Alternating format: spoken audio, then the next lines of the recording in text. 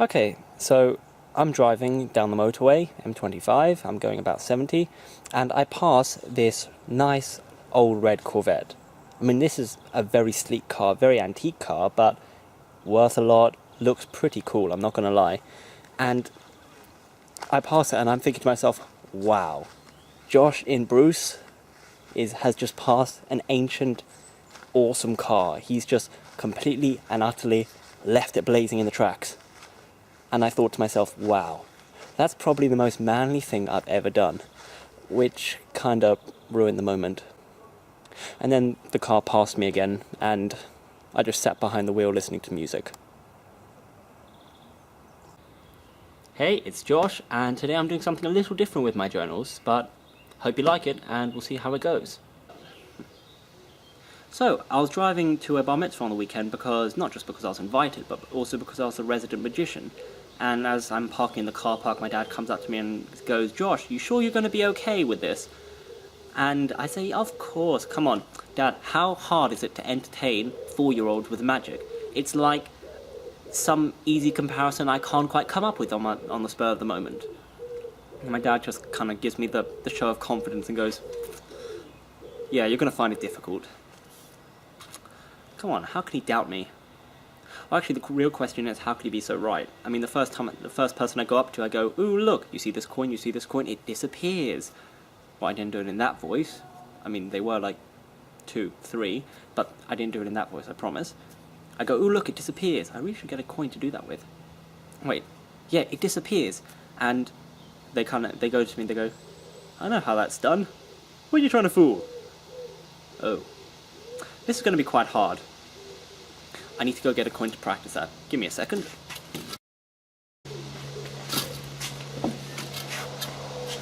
Surprisingly hard to find a coin.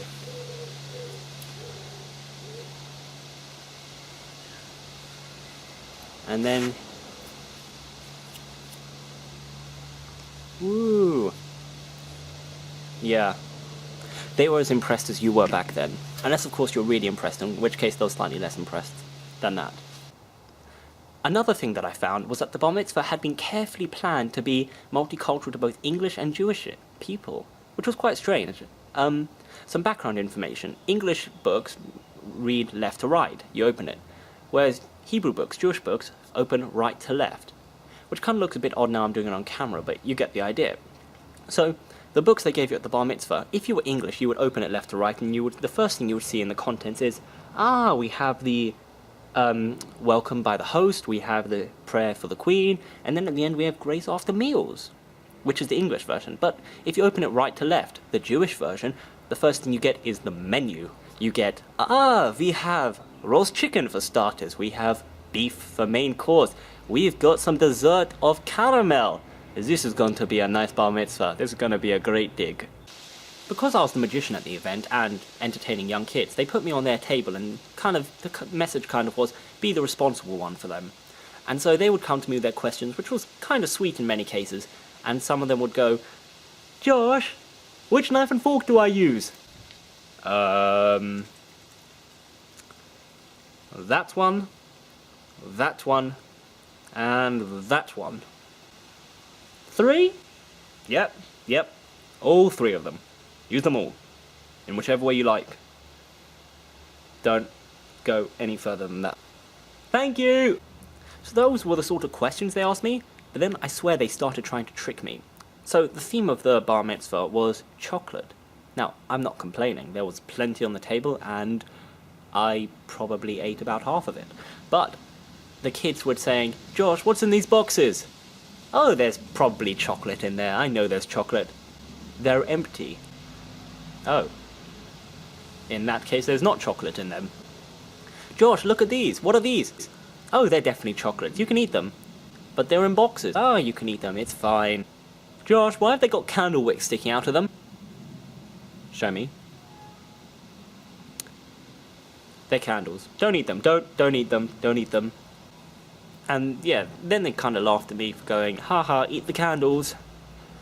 Ooh, they were evil kids. So at some point in the evening I had to go to the toilet. "Dude, you're about to tell us what?" And 2 guys walk in from the party, and one of them goes, "Do I really have to be here?" And his friend goes, yes, you have to be here. No, whoa, definitely don't say that. And he goes in the toilet, and his friend goes, what will you do if I leave? And the other guy goes, I will kill you and never speak to you again. So that got me thinking what that would look like, and I guess it would look something a bit like this. Dude, I would say how sorry I am that you're dead and all, but I'm still not talking to you. Oh, and one other thing on this issue, I wrote that down in the journal as toilet. Gonna kill you and never speak to you again. And so when I reread that for the first time, I thought, wow, my toilet has homicidal tendencies. Let's not imagine how that would go down. Help me, please, please, stop it, stop! Don't do it! Don't flush! Don't flush! Okay, so I've seen what I can only describe as RPG for girls on Facebook. It's a little hard to grasp at first, but let me explain. It's a flash RPG, but instead of being like, go kill that knight, and then take his dragon as a reward, and do something really nasty to it, before giving its head back to me, it's, go speak to her at the shopping mall, she'll give you money for clothes. And then I want you to go to Casey's party, and go talk to that girl over there, call her something really mean, and then get back to me. The only part about this that I felt was missing the RPG element was that there was no fighting. I mean, how can you have an RPG without fighting? And for an RPG with girls on Facebook as Flash, how would that work with fighting? Use the handbag! No! Use the clippers! And all manner of stuff. It's safe to say, I will never be playing that game.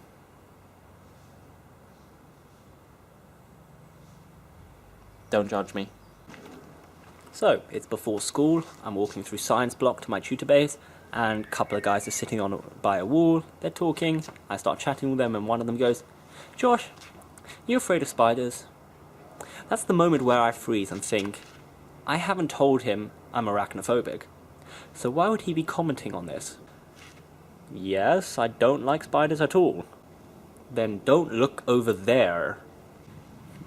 And that's exactly when I look down there, and that's when I see the biggest spider I've ever seen in England. I mean, coming from Australia, you see the big ones. In England, you see the ones this big that you go into your room and you see them and you go, ah, smack. But never seen big ones before. And this one was yay big. And that's exactly when I kind of jumped and went, whoop, that way. Hang on, let me practice that. And I've lost my train of thought. Yep. So the spider was huge. And we went into tutor base and I sat down by my friend and I kind of said a bit shivery, there's a massive spider outside. Are you okay, Josh? Yep, I'm kind of fine. There's a massive spider outside. I didn't see it. Okay, I'll show it to you on the way out. So we're leaving tutor base. On the way out I say, it's over there. Oh. And there's a couple of people sitting in around about the same spot that the spider was.